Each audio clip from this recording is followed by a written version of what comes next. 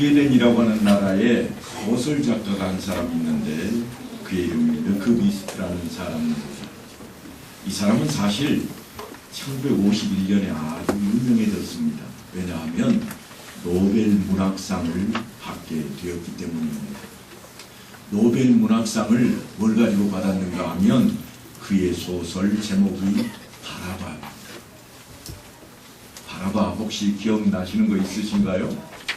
뭐가 기억나세요? 바라바 그러면? 예, 그렇습니다. 바라바는 우리가 잘 아는 대로 예수님이 십자가에 못 박혀 죽으실 때 예수님 대신에 풀려났던 사람입니다. 1951년에 노벨 문학상을 받았으니까 1900년이나 훨씬 지나버린 이후에 일어난 소설입니다. 그러니까 이전에 그가 그 현장을 목격했다든가 거기에 대한 자료를 많이 가지고 있지는 않았을 겁니다. 그런데 그가 소설을 써놓은 그 내용을 살펴보면 예수님의 부활 소식을 전하다가 결국은 순교당하는 걸로 끝을 맺습니다. 바라바가 순교했다는 이야기는 소설 이야기입니다. 그러니까 절대로 어디 가셔가지고 우리 목사님 그러는데 바라바가 예수님의 제자들처럼 순교했대 이렇게 말씀하시면 안 돼요. 이건 소설 이야기입니다. 바라바에 대해서 우리는 잘 모릅니다. 여러분뿐만 아니라 저도 별로 잘 모릅니다. 누가복음에 보면 바라바에 대해서 이렇게 기록하고 있습니다. 바라바는 성중에서 일어난 밀란과 살인으로 말미암아 옥에 갇힌 자로라. 그러니까 틀림없이 행악자입니다. 바라바는 살인자였습니다. 당시 정황에 대해서 마태가 기록하기를 강도마저도 십자가형을 받는다고 기록해 놓았습니다. 예수와 함께 강도 둘이 십자가에 못 박히니 하나는 우편에 하나는 좌편에 있더라. 그러니까 강도만 돼도 십자가형을 받는 그 당대에 살인자였으니까 어떻게 됐겠어요? 사형 선고를 이미 받은 사람입니다. 십자가형을 이미 받아놓은 사람이었습니다. 바라바는 당대의 악명 높기로 유명한 행악자로서 사실은 이미 사형수가 되어서 옥에 갇혀있던 사람입니다. 하지만 이 사람은 살아났습니다. 어떻게 된 일일까요? 빌라도가 끌려온 예수님을 심문합니다. 그리고 대제사장들과 관리들과 백성들 앞에서 판결문을 낭독합니다. 너희가 이 사람이 백성을 미혹하는 자라 하여 내게 끌고 왔도다. 보라, 내가 너희 앞에서 신문하였으되 너희가 고발하는 일에 대하여 이 사람에게서 죄를 찾지 못하였고 헤롯이 또한 그렇게 하여 그를 우리에게 도로 보내었도다. 보라, 그가 행한 일에는 죽일 일이 없느니라. 그러므로 때려서 놓겠노라. 이게 판결문입니다. 그런데요, 이변이 생깁니다. 무리가 일제히 소리질러 이르되 이 사람을 없이하고 바라바를 우리에게 놓아 주소서. 시끄럽습니다. 아우성을 칩니다. 우리나라도 그렇습니다만 어느 나라든지 경축일이나 명절이 되면 범죄자들 가운데 모범수들을 사면하는 그런 관례들이 있습니다. 그때 꼭 사면되는 인물들 중에 하나가 누군가 하면 정치범들입니다. 종종 사형언도를 받았던 사람들도 살아납니다. 이스라엘에도 최대 명절인 이 유대인의 유월절에 죄인들을 풀어주기도 하는 그러한 관례들이 있었습니다. 빌라도가 세 번째 말하되 이 사람이 무슨 악한 일을 하였느냐? 나는 그에게서 죽일 죄를 찾지 못하였나니 때려서 놓으리라. 이게 누가가 기록해 놓은 글입니다. 왜 빌라도는 예수님을 석방하려고 했을까요? 양심의 가책 때문이었을까요? 아니면 올바른 판결을 내리는 의로운 그런 사람이었을까요? 당시 이스라엘 지경에서 모든 형을 집행할 권한을 가진 사람은 다름이 아닌 총독입니다. 물론 다른 형을 집행하는데 제사장들도 합니다. 하지만 사형언도는 내리지를 못합니다. 또한 정치적이거나 자기들 유대적인 교리에 해당되는 것은 하지만 일반적인 것은 자신들이 하지를 못했습니다. 그러나 빌라도는 그 모든 권한을 쥐고 있습니다. 하지만 빌라도는 자신의 정치력에 별로 득이 될 것이 없는 유대인들의 종교적인 문제에는 사실 관심이 없었습니다. 오히려 골치 아픈 일에 관여하고 싶지 않습니다. 예수님이 어디 사람인가 하면 갈릴리 사람입니다. 그래서 예수님을 부를 때 흔히 나사렛 예수라 그렇게 부릅니다. 그래서 빌라도는 갈릴리의 분봉왕인 헤로데에게 그 일을 떠넘깁니다. 치리권이 누구에게 있는가 하면 갈릴리 사람이니까 갈릴리 분봉왕에게 있는 거예요. 유대 총독으로 온 빌라도는 예루살렘과 이 유다 지역을 관할하도록 그렇게 되어 있습니다. 물론 분봉왕이 있는데도 간섭하고 싶으면 총독이 간섭은 할 수는 있지만 자치권을 주었다 그런 이야기입니다. 누가가 그 광경을 잘 묘사하고 있습니다. 헤롯의 관할에 속한 줄을 알고 헤롯에게 보내니 그때 헤롯이 예루살렘에 있더라. 헤롯이 예루살렘에 아마 잠깐 다니러 왔던 모양이에요. 그래서 빌라도가 죄인 예수를 헤롯에게로 보냅니다. 예수님을 넘겨받은 헤롯은 매우 기뻐했습니다. 희한하죠? 기뻐했다. 성경 그렇게 기록하고 있습니다. 헤롯이 예수를 보고 매우 기뻐하니 이는 그의 소문을 들었으므로 보고자 한 지 오래였고 또한 무엇이나 이적 행하심을 볼까 바랐던 연고라.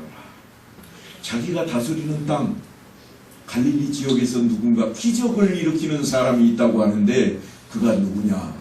이미 소문은 예수라고 나 있습니다. 그런데 지금 예루살렘에 와서 그 사람을 자기에게 보내주겠다고 하는 이야기를 들으니까 볼 수 있겠다. 그래서 기뻐진 거예요. 하지만 예수님을 데려다 놓았더니 기적은 고사하고 어떤 능력도 보이지를 않습니다. 신기한 구경이라도 해보고 싶었는데 입도 뻥긋하지 않습니다. 흥미거리를 잃어버렸습니다. 그래서 헤롯은 예수님을 희롱하고는 다시 빌라도에게로 되돌려 보내버립니다. 묘한 분위기가 감지됩니다. 본래 총독과 분봉왕은 친할래야 친할 수 없는 사이입니다. 왜 그러겠어요? 서로 로마의 황실에 더 잘 보여서 자기가 조금 더 유리한 위치에 들어서야 하기 때문입니다. 그래서 늘 견제하기 바빴습니다. 하지만 헤롯과 빌라도가 전에는 원수였으나 당일에 서로 친구가 되니라. 누가가 보니까 둘이 친구처럼 아주 가까워졌다고 하는 겁니다. 그것은 뭘로 그렇게 될까요? 주고받는 게 있었다. 그런 이야기입니다. 헤롯이 뭐하러 예루살렘에 왔을까요? 이스라엘의 역사가들은 선물을 잔뜩 싸가지고 예루살렘에 와서 헤롯을 빌라도를 만났었다. 그런 기록을 가지고 있습니다. 그러니까 지금 빌라도가 다시 그 재판을 하고 있는 겁니다. 너희가 이 사람이 백성을 미혹하는 자라 하여 내게 끌고 왔도다. 보라, 내가 너희 앞에서 심문하였으되 너희가 고발하는 일에 대하여 이 사람에게서 죄를 찾지 못하였고 헤롯이 또한 그렇게 하여 그를 우리에게 도로 보내었도다. 내가 보니 죽일 일이 아니다. 그러니 풀어주겠다고 하는 겁니다. 이게 빌라도의 기본적인 생각입니다. 그 말을 듣고서 그들이 큰 소리로 재촉하여 십자가에 못 박기를 구하니 그들의 소리가 이긴지라. 누가가 보니까요, 빌라도가 판결을 내렸는데 백성들이 외치는 소리가 얼마나 크고 심한지 마치 우리나라 광화문에 모인 그 무리들처럼 난리가 나서 내가 졌다, 그런 모습이 보였다는 겁니다. 빌라도가 무리들의 소리에 지고 말았습니다.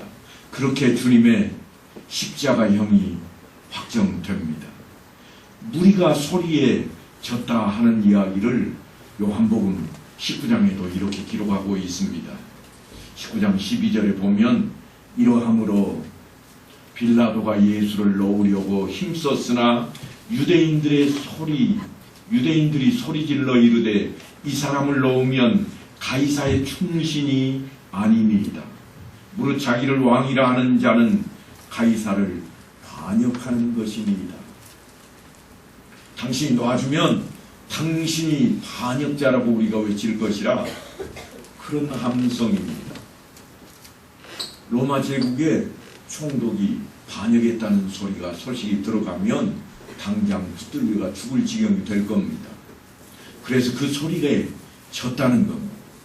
그들의 소리가 이긴지라. 누가가 이렇게 이야기하는 것은 바로 이것을 두고 하는 말입니다. 그렇게 바라바가 풀려납니다.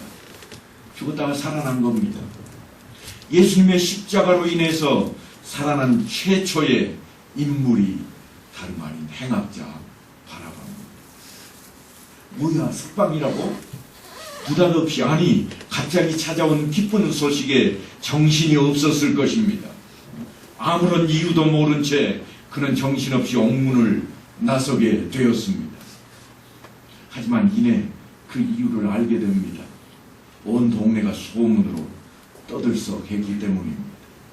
십자가에 처형된 예수라는 사람 대신에 자신이 석방되었다는 겁니다. 그러니까 르크비스트의 소설 바라바의 내용처럼 그는 아마도 순교당할 정도로 열심히 그런 각오로 예수님을 전했을 것이라 우리가 상상을 해볼 수 있을 것입니다.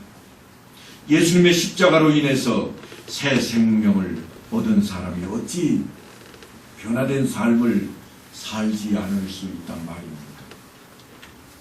그렇다면 우리는 어떤가요? 예수 그리스도의 십자가 공로로 말미암아 구원받았노라, 그렇게 외치는 우리의 삶은 어떤가 하는 이야기입니다. 사도 요한의 글에 생략되어 있지만 겟세마네 동산에서 기도를 마치신 주님이 제자들을 부르십니다. 일어나라, 함께 가자. 보라, 나를 파는 자가 가까이 왔느니라. 피와 땀으로 얼룩진 기도로 마음을 정리하신 주님께서 이제 앞으로 닥칠 고난과 십자가의 죽음을 맞이하기 위한 채비를 하고 있습니다. 순환의 길을 작정하신 겁니다. 그렇게 비아 돌로로사라는 여정을 시작합니다.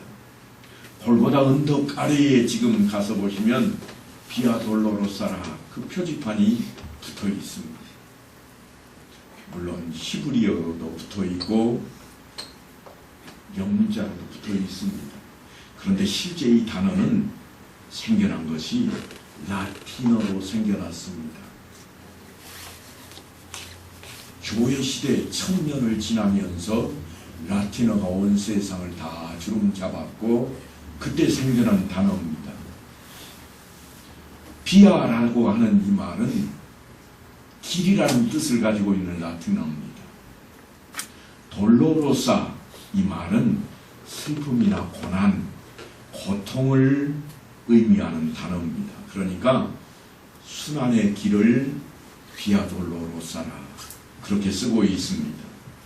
그 길을 걸어가신 주님을 수많은 사람들이 지켜보았습니다. 많은 사람들은 구경꾼이었습니다. 그리고 주님을 따랐던 무리들도 눈물을 흘리며 멀찌감치 서서 그 광경을 지켜보았을 것입니다.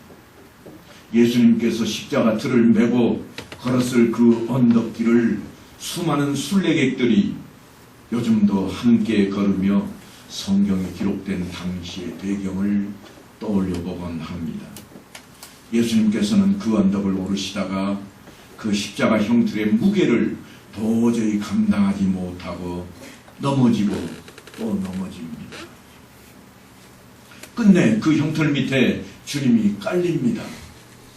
그때 로마 군인이 들고 있던 채찍은 무자비하게 빨리 일어나라고 회오리치며 외쳐댑니다. 하지만 주님은 도저히 일어날 수가 없었습니다. 그때 가까이 있던 구레네 사람 시몬이 군인들에게 붙들려 옵니다. 아마도 얼굴 색상이 달랐기 때문에 로마 군인들이 쉽게 그를 붙들어 왔을 것입니다. 그들이 예수를 끌고 갈 때에 시몬이라는 구레네 사람이 시골에서 오는 것을 붙들어 그에게 십자가를 지워 예수를 따르게 하더라. 왜 유대인들을 끌어오지 않았을까요? 잘못 끌고 오면 군중들이 더 시끄러워지기 때문에 로마인들이 건드리지 않는 겁니다. 그렇게 구레네 사람 시몬이 비아돌로로사 그 고통의 길을 주님의 십자가 형틀을 메고 대신 짊어지고 따라 올라갑니다. 비록 예수님이 체포되자 제자들 모두 도망치고 베드로마저도 먼 발치에서 바라보아야만 했던 그 길이지만 지켜보는 이들마다 크고 작은 느낌들이 있었을 겁니다. 예수님의 고난과 고통 그리고 죽음의 현장까지 모두 지켜보았던 로마의 백부장은 참으로 놀라운 이야기를 우리에게 전합니다. 마음속 깊은 데서 끓어오르는 두려움을 토로합니다. 마태가 그를 통해서 그 말을 전해주는데 이는 진실로 하나님의 아들이었도다. 그러니까 비아돌로로사 그 길은 예사의 길이 아닙니다. 이미 예견된 길이었습니다. 이제 우리는 그 뿌리를 찾아서 예수님께서 태어나던 때로 좀 돌아가 봐야 하겠습니다. 예수님께서는 틀림없이 십자가를 지기 위해 이 땅에 태어나셨다고 했는데 과연 태어날 때는 어땠을까? 예수님이 태어난 지 40일째 되던 날 요셉과 마리아는 아기 예수를 안고 예루살렘 성전으로 옵니다. 왜 하필 40일 대세에 왔을까요? 우리는 알기를 낳은 지 8일이면 할례를 한다고 들었는데 할례를 하러 오지 않고 왜 40일 대세에 왔을까요? 40일째 온 것은 정결 예식을 위해서 온 겁니다. 정결 예식은 누구를 위한 건가 하면 산모를 위한 겁니다. 성전이 거의 남자들이 출입하는 곳인데 산모를 위해 정결 예식을 취하고 있는 모습이 성경, 그것도 신약 성경에 기록이 되어 있습니다. 아들이나 딸이나 정결하게 되는 기한이 차면 그 여인은 번제를 위하여 1년 된 어린 양을 가져가고 속죄제를 위하여 집비둘기 새끼나 산비둘기를 회막문 제사장에게로 가져갈 것이요. 이게 레위기에 있는 이야기인데요. 그러니까 유대인들은 다 이 일을 행해온 겁니다. 아이가 태어나면 반드시 한 차례 성전을 다녀가야만 했습니다. 이게 여인들이 성전을 드나드는 일입니다. 남자는 1년에 몇 차례 가죠? 1년에 3차례를 가는 거예요. 여성들은 아이를 낳았을 때 가는 거예요. 이것은 그들이 반드시 지켜야 할 율법입니다. 왜냐하면 제사장은 그것을 여호와 앞에 드려서 그 여인을 위하여 속죄할지니 그리하면 산혈이 깨끗하리라. 다시 말하면 다시 아이를 임신할 수 있는 조건이 된다. 그런 의미입니다. 그러니까 유대인이라면 반드시 지켰습니다. 하지만 가난한 자에게는 그 여인이 어린 양을 바치기에 힘이 미치지 못하면 산비둘기 2마리나 집비둘기 새끼 2마리를 가져다가 하나는 번제물로 하나는 속죄제물로 삼을 것이요. 이미 레위기에 기록되어 있는 율법입니다. 요셉과 마리아의 행동에 대해서 누가가 이렇게 기록해 놓았습니다. 모세의 법대로 정결 애식의 날이 참에 아기를 데리고 예루살렘에 올라가니, 모세의 율법대로 지금 하고 있습니다. 그러면 예수님이 할례를 받았을까요? 안 받았을까요? 싸우실 필요가 없습니다. 이미 율법을 행하고 있는 요셉과 마리아입니다. 걱정 안 하셔도 돼요. 예수님도 당시에 다 유대인의 법대로 할례도 받았고, 그래서 할례가 문제가 되지를 않는 겁니다. 왜 예루살렘에 이들이 올라가는가 하면 주의 율법에 말씀하신 대로 산비둘기 한 쌍이나 혹은 어린 집비둘기 둘로 제사하려 함이더라. 그러니까 요셉의 가족의 사는 형편이 어떻다 하는 것을 대충 아시겠죠? 썩 잘 사는 편이 아닌 거예요. 부유하게 사는 집은 아니었습니다. 하나님의 말씀을 얼마나 잘 지키는지 실제로 하나님 말씀대로 사는 모습입니다. 말씀대로 산다고 하는 것이 바로 이런 것을 이야기하는 거예요. 그런데 제가 예수님이 태어난 지 40일째 되던 날 요셉과 마리아가 성전을 찾았다고 그랬는데, 그 설명을 레위기에 이렇게 해놓았습니다.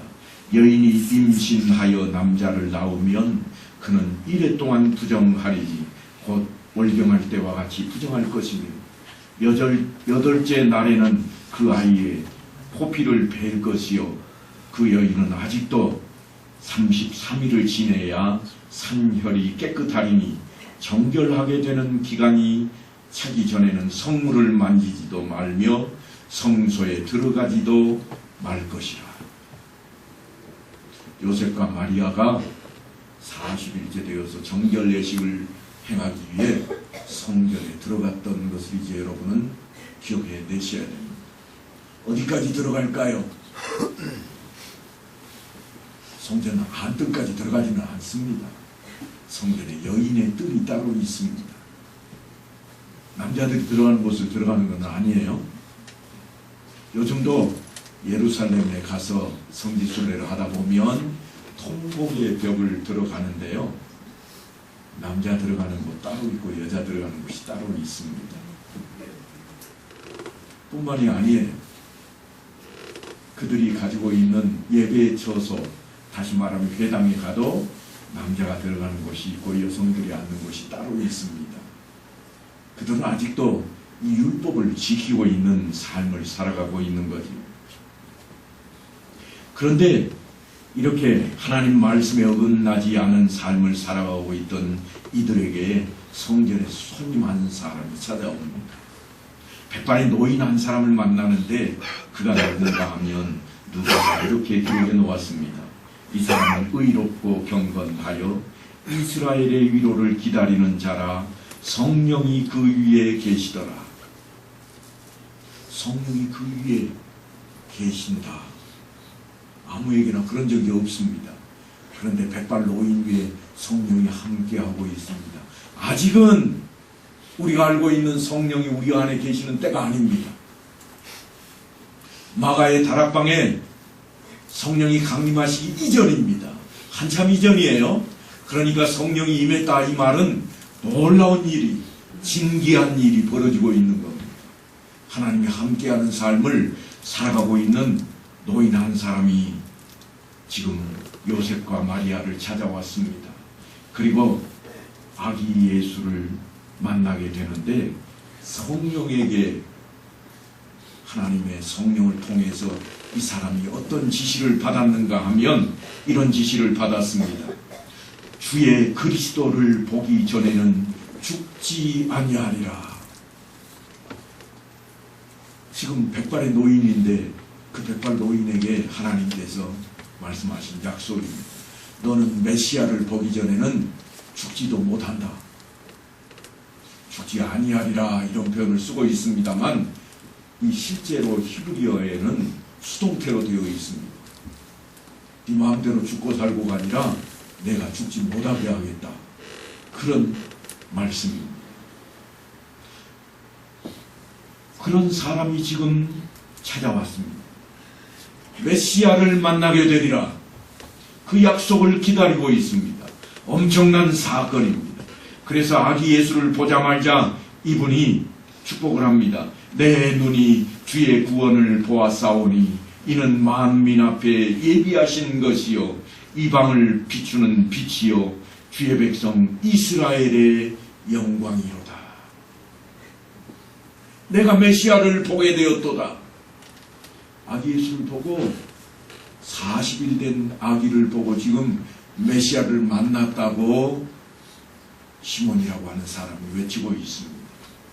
요셉과 마리아가 깜짝 놀랍니다. 왜 하필 자기 아이에게 와서 엄청난 이야기를 하고 있을까? 그런데 마리아를 향해서 한마디를 더 합니다. 보라, 이는 이스라엘 중 많은 사람을 패하거나 흥하게 하며 비방을 받는 표적이 되기 위하여 세움을 받았도다. 아니, 금방 축복을 했어요. 뭐라고 축복했죠? 메시아라. 이스라엘을 구원하실 메시아라. 그렇게 축복해놓고는 잠시 뒤에 마리아를 향해서 하시는 말씀이 뭔가 하면 이 사람은 한 나라를 흥하게도 하고 망하게도 할 것인데 비방받는 표적이 되려고 태어났다. 그리고 더욱 놀라운 말을 꺼냅니다. 또 칼이 네 마음을 찌르듯 하리니 이는 여러 사람의 마음의 생각을 드러내려 함이니라. 마리아가 어떻게 느꼈을까요? 금방 축복하고 뒤에 가서는 내가 칼로 에이는 듯한 그런 심정이 되어야 되겠다고 하는 예언의 말씀을 듣고 있습니다. 정말 시몬의 말은 맞았습니다. 비아돌로로사에서 고통당하고 있는 예수님의 모습을 지켜보던 어머니 마리아의 마음은 어떠했을까요? 아들이 금방 죽어버리는 것도 아니고 죽음을 당하려고 저 언덕 위로 올라가는데 그것도 십자가 형틀될 나무토막을, 무거운 나무토막, 이기지도 못하고 쓰러지면서 버티면서 가고 있는 그 아들의 모습을 보는 어머니의 마음은 어땠을까요? 우리 아들은 하나님이니까 괜찮아 그랬을까요? 아마 찢어지는 마음이었을 겁니다. 시몬이 하는 말 그대로 칼이 네 마음을 찌르듯 하리니 여러 사람의 마음의 생각을 드러내려 합니다. 많은 사람들의 마음의 생각이 어떠했습니까? 예수님을 살리자고 했나요? 죄 없으니까 놓아줍시다 그랬던가요? 아니요. 죄가 있는지 없는지는 따지지도 않습니다. 그냥 죽이자는 거예요. 요즘 우리나라도 서울 한복판은 시위대들로 가득합니다. 뉴스를 보다가 제가 그 뉴스를 조금만 하면 치워버립니다. 왜냐하면 옳고 그런 거를 따지고 있지는 않는 것 같아요. 뭘 따지는가? 우리 편이냐 아니냐를 따지는 것 같아요. 편가르기가 돼가지고 나머지는 다 나쁘다, 무조건 나쁘다, 아니 죽어도 나쁘다고 외치고 있습니다. 그래서 우리 식대로 되면 잘 되고 반대편 식대로 되면 절대로 안 된다고 외치고 있는 모습입니다. 지금 십자가 형틀 앞에서 사람들의 마음이 그렇게 둘로 쪼개져 있습니다. 많은 사람들은 예수를 무조건 죽여야 되겠다고 외치고 있고, 예수님의 가르침을 받았고 하나님을 온전히 믿게 된 사람들은 슬픈 마음, 애통한 마음으로 뒤따르고 있는 모습입니다. 예수님을 은 30에 팔아넘겼던 가룟 유다도 예수님의 고난에 앞에서는 마음이 무너졌습니다. 자신도 그럴 줄 몰랐을 겁니다.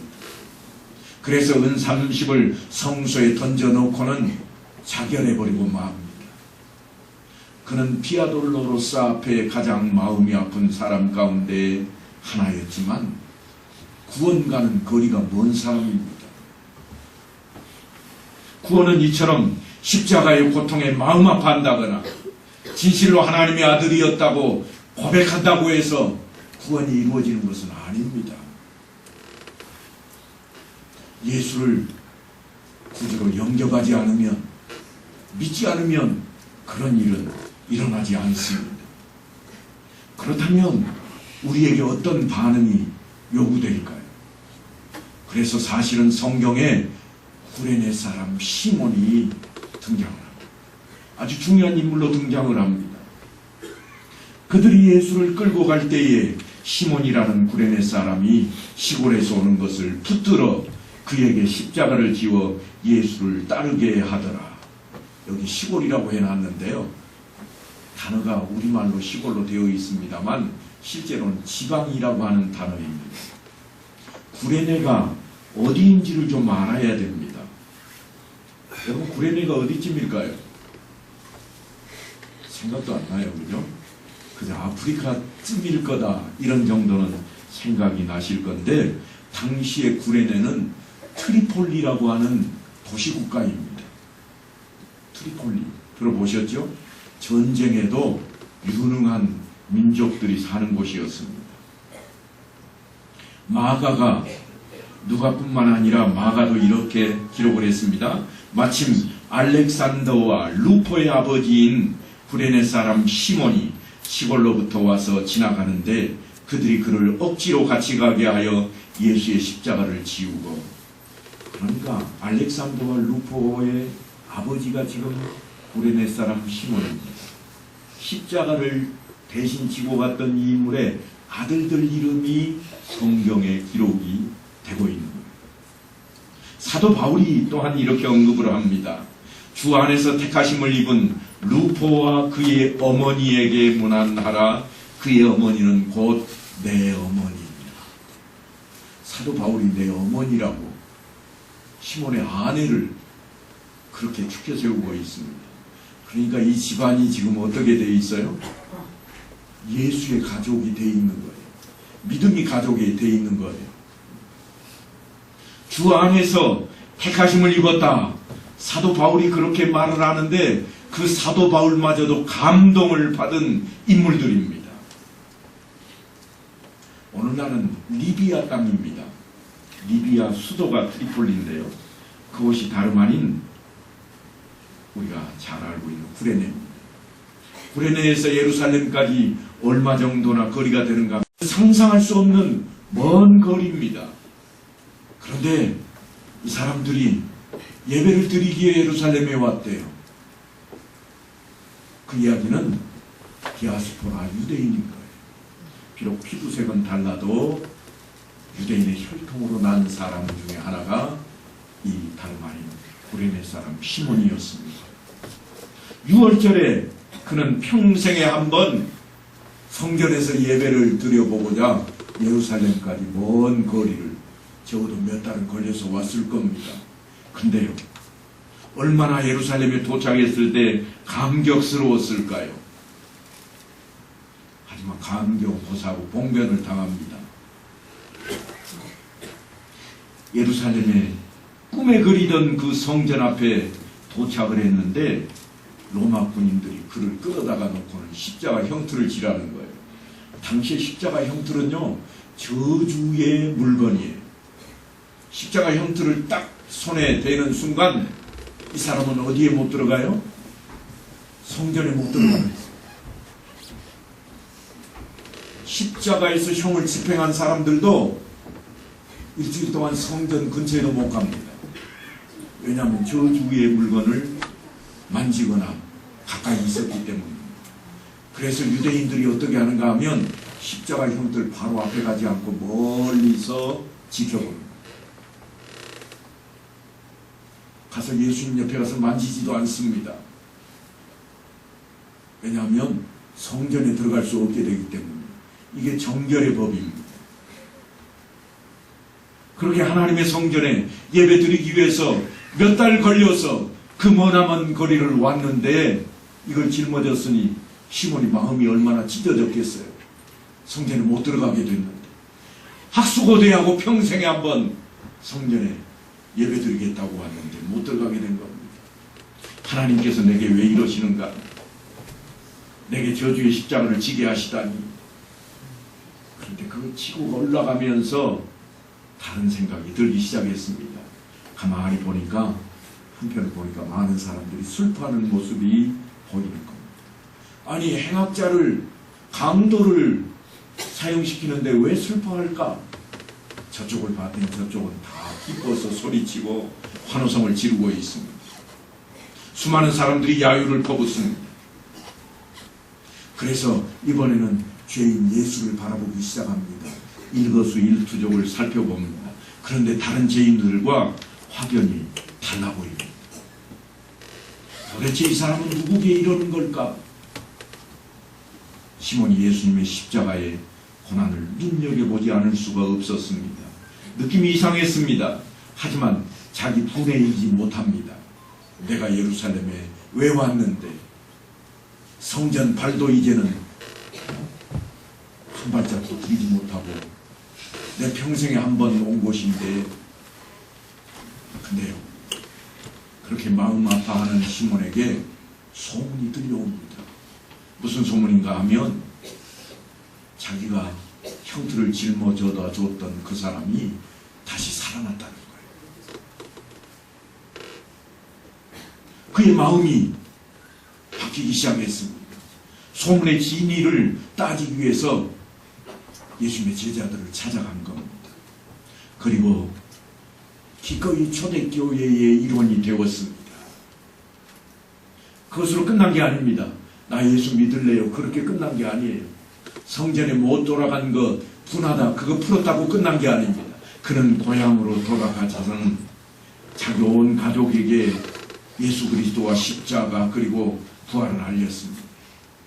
그리고 온 가족이 충성스럽게 예수 그리스도의 일꾼으로 바뀝니다. 사도 바울을 도왔다 이 말은요, 그들이 구레네에 살지 않았다는 이야기가 됩니다. 트리폴리에 살고 있지를 않은 거예요. 거기에 있으면 바울을 어떻게 돕겠습니까?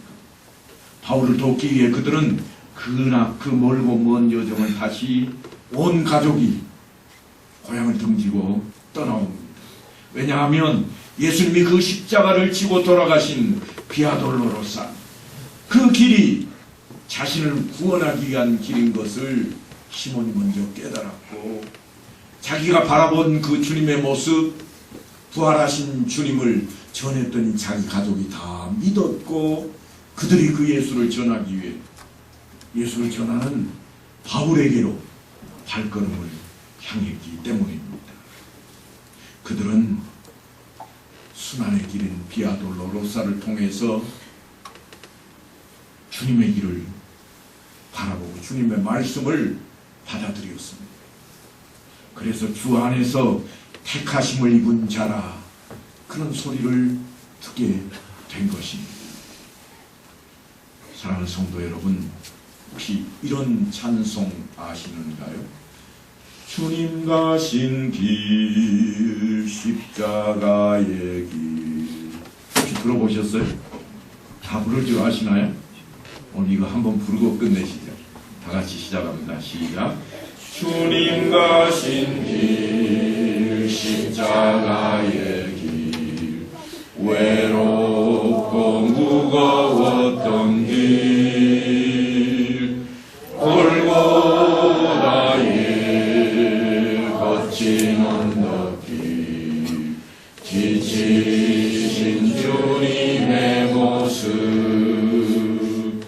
오 나의 주님 용서하소서. 죄인 위에 고난 받으셨네. 이 세상에 생명 주시길 그렇게도 원하셨던 길. 아멘. 희한하게 제가 이 찬송을 부르려고 준비했는데 장로님이 예고편을 먼저 하셨어요. 통과 시간에. 그래서 오늘은 찬송 열심히 해야 되겠다 그랬는데, 여러분, 이 찬송이 왜 함께 부르자고 했는가 하면 다른 게 아니에요. 구레네 시몬이 예수님의 십자가를 억지로 지고 갔을지라도 그가 예수를 전하기 위해 온 세상을 향해 일어섰던 것처럼 우리도 그래야 되지 않겠습니까? 우리가 이제는 일어서서 그 길을 바라보는 것으로 끝이 아니라 전하고 나서는 우리가 되어야 되지 않겠습니까?